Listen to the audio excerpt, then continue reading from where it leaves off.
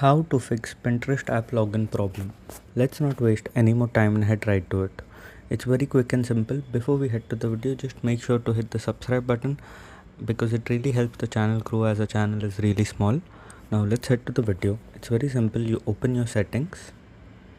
Once you open your settings on your phone, you click on apps and then you search for Pinterest.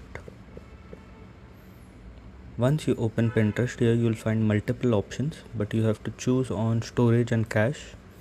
Once you click on storage and cache, you have to first clear the cache. Once you clear the cache, you have to then clear storage and then click on delete app data. Once you confirm it, your app will be restarted. You can do one more additional step, that is uninstall the app and reinstall it. And once you reinstall it, most probably you'll be able to log in into Pinterest. If this video helped, make sure to leave a like and don't forget to subscribe. Thanks for watching.